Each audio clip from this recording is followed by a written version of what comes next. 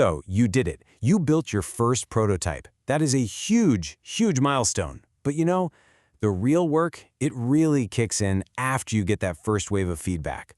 All right, let's get into how you actually turn all that feedback into a product that can truly change the game.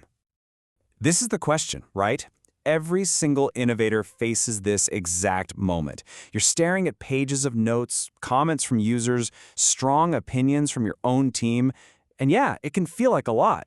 But listen, this is where good ideas are actually forged into great solutions. It's not about getting discouraged, it's about seeing the incredible opportunity that's right in front of you. Our journey starts by heading right back to the workshop. But hold on, this isn't about just making a few little tweaks here and there. Nope.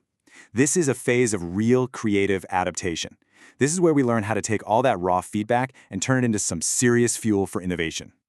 Now, the key to this whole thing is what's called a divergent mindset. What does that mean? Well, instead of immediately zeroing in on fixing one tiny problem, you do the opposite. You actively broaden your thinking. You're not looking for the one right answer just yet. You are exploring all the possible answers you can dream up. And this illustrates the point perfectly. Let's say a user told you a button was in the wrong spot.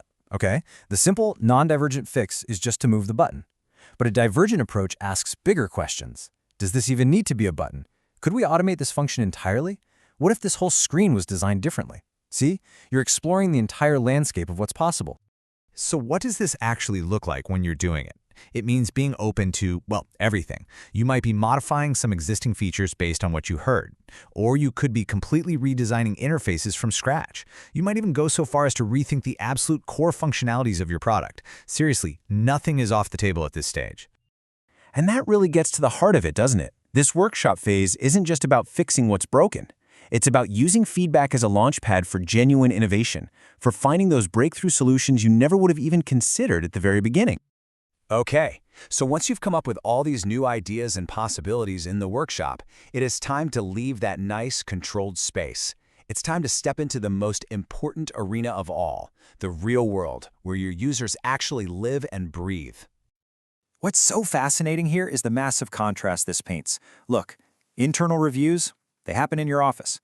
They're based on your team's opinions, and let's be honest, a lot of assumptions. But real user testing, that happens in their world, in their natural context. And it's not about opinions anymore. It's about watching what they actually do. This is the critical leap from assumption to true validation. And this is exactly why it's so vital. Your team might think a feature is the most intuitive thing ever, but then you watch a real user in their busy home or their chaotic office, and you discover they can't even find it, or maybe they use it in a way you never, ever could have imagined. These are the unexpected truths, the insights that will shape your product from just good to indispensable.